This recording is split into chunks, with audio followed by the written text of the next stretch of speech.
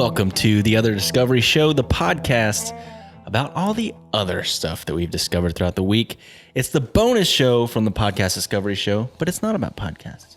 It's about all the other stuff. I'm Kirk. And I am Zach.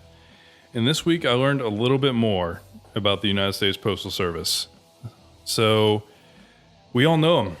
Mm-hmm. We all have experienced the pain, the goodness, all of it. They deliver our mail. But that is a 250-year-old agency, and it has changed a lot in that time. So when it first started, I just learned the other day, it's one of our discoveries that we'll have in the Discovery Club soon, I believe. You used to be able to ship your kid. Yeah, that's literally one of their first things. Is it? Yeah. Sorry, I wasn't trying to step on your... No, instead of a train ticket in 1914, somebody affixed 53 cents in stamps to the winter coat of their daughter. She was 5 years old, and she rode in the train's mail compartment and was handed off to her grandmother by a postal clerk. And apparently that was not like a one-time thing. They had to outlaw it because it became a regular thing. Because it was cheapest, just to have the mailman deliver your kids. So... Several families apparently decided this was a good way to transport children. The Postmaster General received a letter in 1913 inquiring about the appropriate way to wrap a baby. The customer noted that the post office was more trustworthy than the privately owned companies it competed against, which would be too rough in handling. Too rough on the baby. Come on. I'm trying to ship a baby here. I put the fragile sticker, but... I know. I said, do not tip, fragile, this side up. I put all of it on there, and then they still mishandled my baby in the mail. So it began 250 years ago, and obviously, like, we're talking horseback. People just in the rural areas. Was the Pony Express considered part of the USPS? I think it was, like, really? Because I think they would, like, contract stuff, and it was at least the inspiration in a lot of how they did it. But...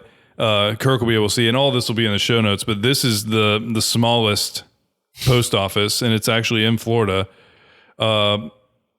Essentially, when the U.S. first was founded, it was very spread out because we're talking pre-railroads, pre-roads everywhere. It was very unconnected.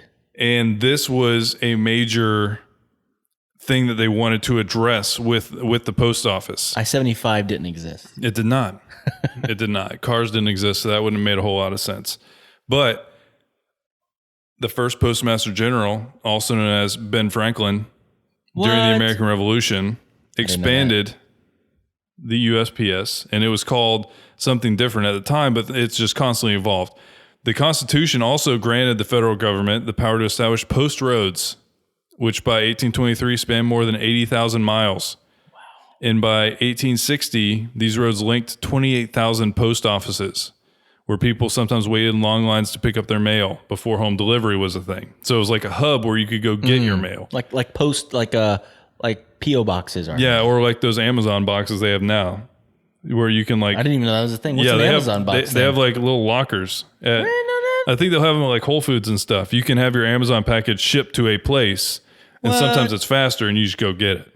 You just go pick it up. That's cool. So that was kind of the original thing. But if we're talking about 1823, and they had laid 80,000 miles of roads for the post office, we're talking about the first infrastructure push for the post office.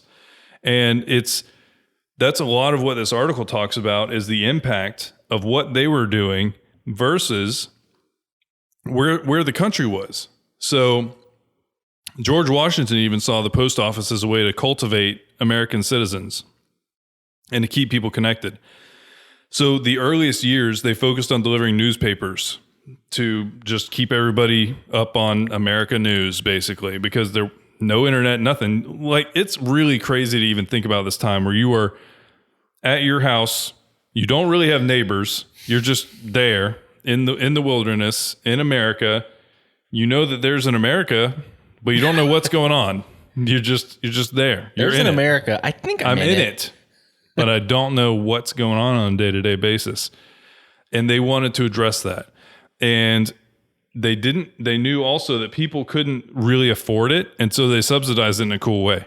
To keep the subscriptions low for the newspaper, The post office subsidized their distribution by charging exorbitant prices for the letter postage, as much as a full day's wages, which meant that the cost of mail was largely supported by merchants who were shipping for business needs so that they could give newspapers out to the general population pretty cheap. It's kind of an interesting premise. I read another article recently that talked about how postage stamps, like if you, let's say you go to the post office and buy a roll of stamps. The post office counts those as a loss until they're used. Really? Yeah. Like they're not income for the postal service until they're used. It's real weird. That is, it's almost like what do they call it? A liability. It's a liability until they're used. Yeah, I don't know. But basically then in 1850s, it started getting interesting. They essentially tried to really establish them as letter carriers. So it went from newspapers mostly to people started sending letters around, and that became a thing. But then how do you get these out? It doesn't really make sense to... Josh is here. Uh-oh. It doesn't really make sense to have everybody go try and grab them somewhere. So they started figuring out that people wanted home delivery. So in 1863, postmasters began experiment with home delivery. Instead of just carrying letters from post office to post office, by the dawn of the 20th century, far-flung farmers convinced the government that they deserved home delivery too. And so letters were dropped into old cigar boxes and lard pails down country roads. In lard pails. So it was the old school mailbox. Cigar boxes and lard pails. By the early 1900s, 1914, 1913-ish, they shifted again to kind of where the post office is now. And it started to be parcels. They had a limit on it. It was 4 pounds, or typically it would have to be done by a private group. But apparently all of the private groups... Or baby, right? I'm just kidding. Yeah, I think that was baby... already passed. No, baby would have to be very light. It had to be a skinny baby. Yeah, it had to be a really fit baby. No fat babies. Yeah, no, it had to be a fit baby to be sending it by the USPS. And so they set that, but all of the private companies had effectively formed a cartel. They were price fixing. And so they were ripping everybody off. And then there was a lot of, and it says literally decades of fierce debate. Congress busted the price fixing racket and made parcel service part of the post office. And that opened up what we have seen with USPS until now. And this was in 1913, because it says with 300 million packages sent in the first 6 months of the service, it was an immediate hit. And that's 300 million in 1913. In 1913? Yeah, that's so many babies. Oh, the Wells Fargo wagon, but this was the USP. Oh, the USPS is coming down. That's way worse. It does not have the ring to it at all. But then basically just throughout time, they have constantly kind of pushed some of the infrastructure side of things forward. So in 2019, they had 600,000 people that they were employing. They, like I said, they built all those roads. They were providing news in the earliest days. They were doing all of these different things, and we're seeing kind of a turning point now. It's kind of the end point of this is we're seeing it now, because now they're dealing with COVID. They have had a decrease in kind of the amount of stuff they're sending out, because it's all like parcel stuff or nothing. And a lot of that's like through Amazon and things like that. But then didn't Amazon, I mean, I could be wrong, but didn't Amazon like bail them out not that long ago? Like almost like buy the postal service essentially? I don't know. They didn't buy them. I do know that. I don't think they can do that, but no, but they did. They invested a ridiculous amount of money in the USPS so that they would deliver like on Sundays, and that's why it's 7 days a week now on delivery. Am I talking out of my butt completely? No, that sounds right-ish. But what I'm concerned, I don't know. My first thought is like, who did they convince that you need to force the USPS to deliver on Sundays to deliver packages? Because USPS was about to close down, and Amazon's like, well, we'll give you $1 billion because we have it. Yeah, could and be. you deliver on Sunday. Could be that. Yeah, you deliver stuff for us on Sunday. Stuff. Yeah. So basically just it was one of the foundations of all of the communication for the U.S. from the very earliest days, and it was just interesting to kind of learn more about it. Yeah, no, that's funny that you had. I didn't mean to like step on your toes. No, it's fun because that is one of the discoveries that I found recently that I was gonna. It's on our list of things to share in the podcast Discovery Club. No, and I mean I just found this, and it was crazy. You were able to. You literally could ship your kid. Yeah. Because it was cheaper than like a train ticket. Yeah. This was before planes. But like, let's say I'm in Florida. I want to travel to New York. No, I mean, 53 cents is cheap no matter what you're talking about. Like, if that was still available, people would be shipping babies all over the place. Like, planes are stupid. It's going to ride in one of those janky USPS trucks with the door and no air conditioning. Oh, man. There's actually pictures in the Today I Learned article of like Postal Service people with a baby like hanging out of a bag on their like one of those messenger bags. It's ridiculous. And it's like a black and white old picture. It's ridiculous that was ever a thing. It was a thing. What can you do? It was. I have a little bit of uplifting news. I was looking for something uplifting, something happy, because there's so many ridiculous, horrible things going on right now. And I found that Pakistan currently is combating massive unemployment by hiring people to plant over 10 billion trees. What? 10 billion. So this is an initiative that's been going on for a little while, but they've kind of like doubled down on it during this time of like essentially shutdown and unemployment. So many people filing for unemployment. Oh, they're paying people to do this too. Yes, they're paying people to do this. It's not like as much money as they would get on their normal job most of the time, but it's something. And it's also part of an initiative to become a more green environment, because apparently Pakistan is one of the top 5 places that's had heat events and essentially global warming effects. It's one of the top 5 places to have really bad stuff happen. But during this time, Pakistan's been on lockdown since March 23rd to help mitigate the spread of the virus.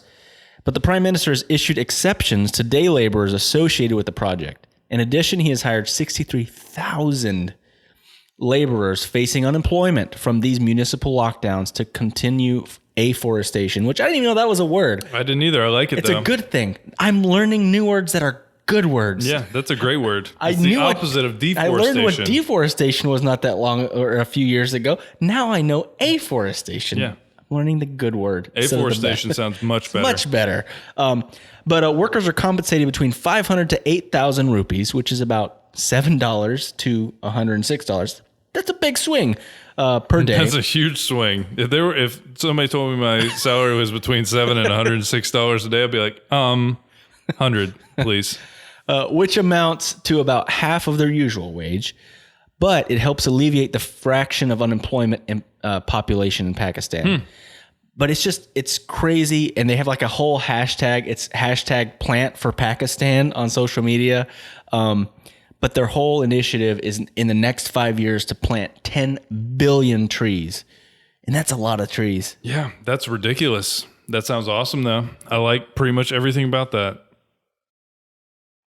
No, I like everything about that. No, pretty much. So, this is, I don't know, it's kind of uplifting, but we have talked about it many times on the show, and I saw ways we can do it.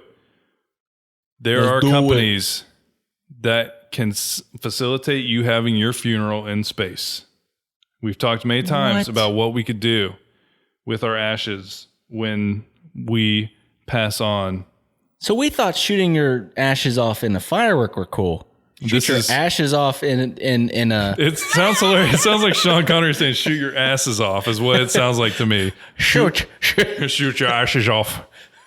Into space. Yeah. So it kind of starts out with this story of most of the people who kind of dug into this and thought this would be a great idea. It made sense for the people that they were doing it for. It was something that they thought their loved one who had passed away would really appreciate. That's the send-off, essentially. So there's several different ways that you can do this. So they ended up going through a company called Celestis, and they offer a range of experiences from an Earthrise service that takes someone's ashes into space and brings them back to Earth orbit, and deep space options, which I'm guessing that's what Gene Roddenberry did. He like launched it away. Like he's like launched it out of here. I was going to say, I had heard of someone doing this. Yeah, before. that was the creator of Star Trek. Yeah, that was the one I had heard of. Yeah, he launched it. He launched it out of here. Prices run from about $2,500 to $12,500. The average cost of a funeral is $9,000. I was going to say that's like the price of a casket. Yeah. Yes. Caskets are very expensive, and I don't get it. I thought it was going to be like tens of thousands of dollars. Like multiple tens, not just... No, it's not bad. And I mean, the $2,500 is probably the one where they don't like launch you anywhere, I would guess. But Gene Roddenberry did this, and also a former astronaut, Gordon Cooper, did this. And the CEO of this company said, the notion of bury me next to my grandfather and the family plot in a church doesn't work in a mobile society. People look for alternatives. So that's one company. Here's the interesting part, how they get it to space. Almost all of these use a secondary payload, meaning they're sent on a spacecraft from a commercial provider's headed to space for other purposes.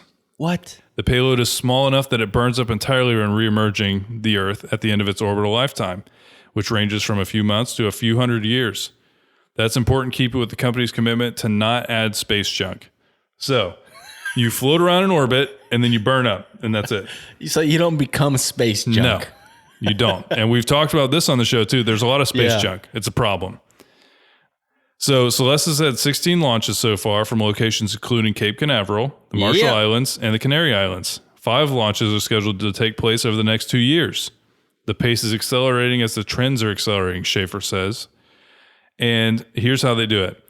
Technicians glue small capsules filled with ashes into a metal sleeve. They then bolt that sleeve to a launch vehicle or satellite.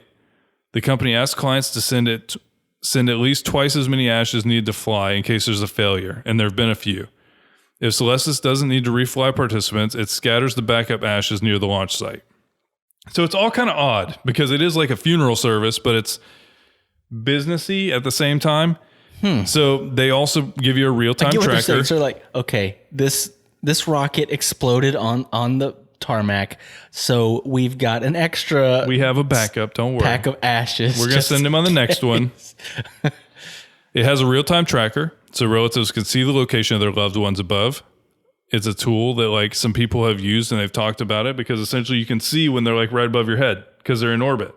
You know what I mean? So like every once in a while they'll like come back by you. It's wild. It's a wild thing. Are you looking at the same star I am? That is you. It's not. I don't think it'll look like a star, but maybe. If it's on a satellite, maybe.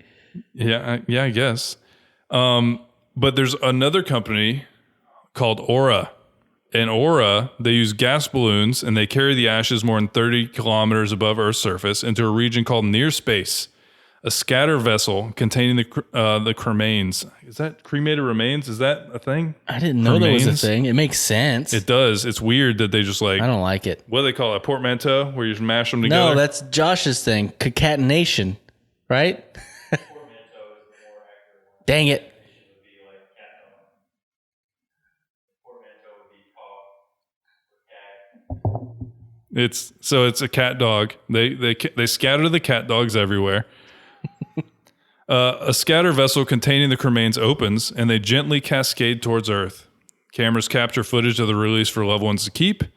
The ashes are carried around the world on stratospheric winds and join with the planet's atmosphere over a few weeks and months before eventually becoming raindrops and snowflakes. How many dead people have we breathed in? I think 40 million was the number they put out there. That makes sense. I'm definitely lying. It's way, way, way lower than that. But think about this. You probably have breathed in at least one dead person ash. Because of in this? your lifetime. No, in general. Oh, just in general? I don't know, maybe. No, I probably have. Is there any way to tell that? Is that something? No, there's not a way to tell that. It's like one of those things like how many bugs do you eat in your lifetime when you're sleeping? Or like some stupid I feel like some of that's made up though. Oh yeah, for sure. Like I feel I'm like making this up on the spot. You know that. No, but I'm just saying, like, I think that they, like, because, okay, have you heard the one about, like, every person eats 8 spiders in their lifetime while they're sleeping? That's the thing that I don't know if that's actually, like, a thing. I don't know. Who knows? I don't either.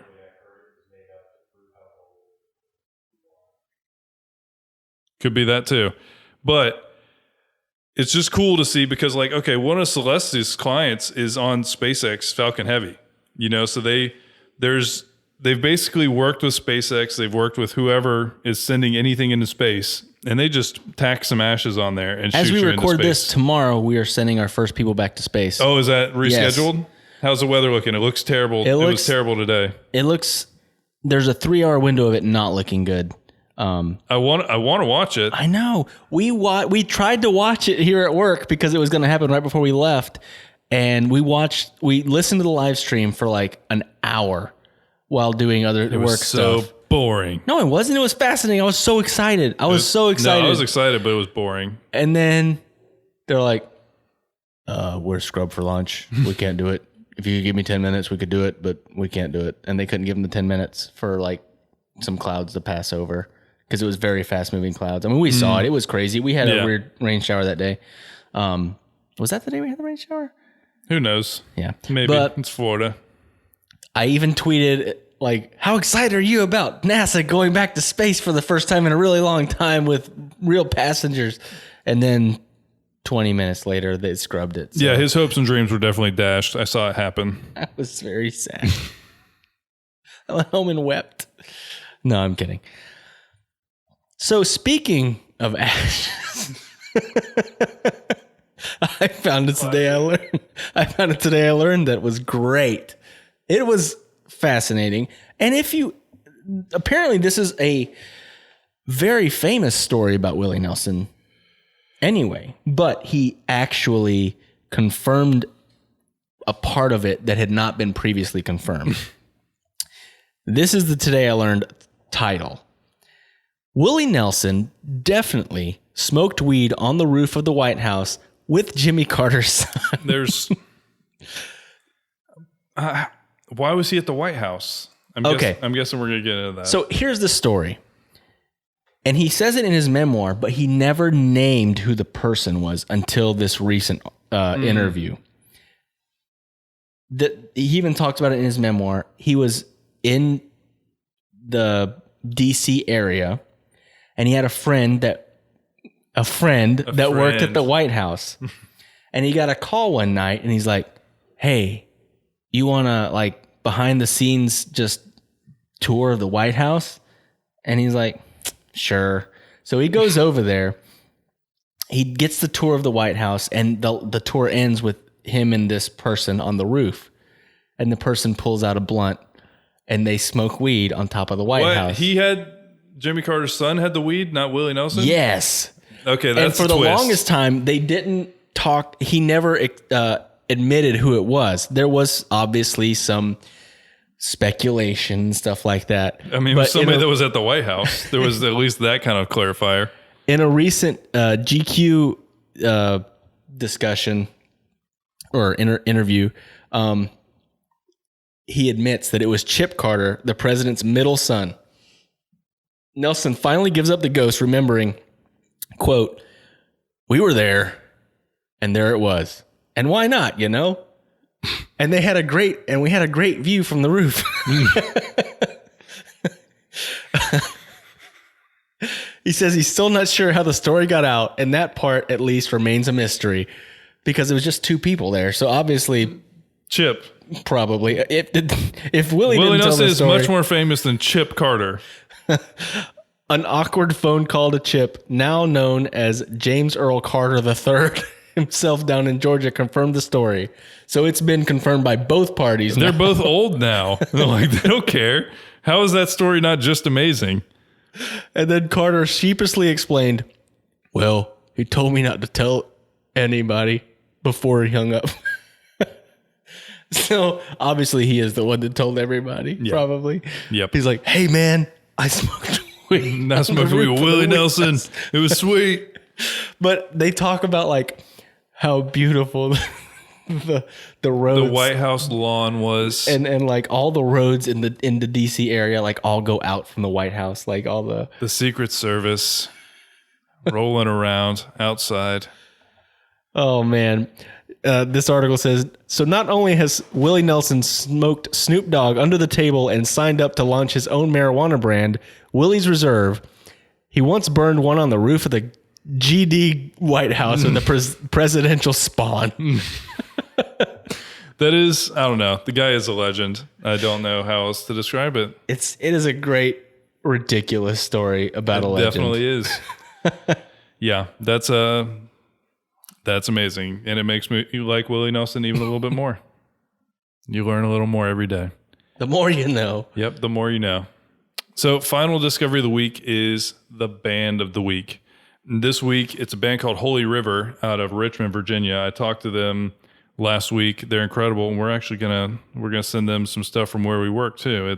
They're a really cool group. They've set up a food forest on like 2 Acre Park outside of their house. They have this whole very in touch with the earth and everything like that. And while I was talking to them, some wild coy dogs, which apparently I found out is coyotes from the woods, breed with normal dogs, and they make coy dogs. I've never heard that ever. When sirens go by, the coy dogs start chirping, howling. And so literally as I was talking to them, you will hear this on Creators Cove, you can hear coy dogs howling during it. And so the song that they said would be perfectly fitting for this conversation and for just in general is a song called Ballad of the Coy Dog. But as always, we have the Podcast Discovery Club.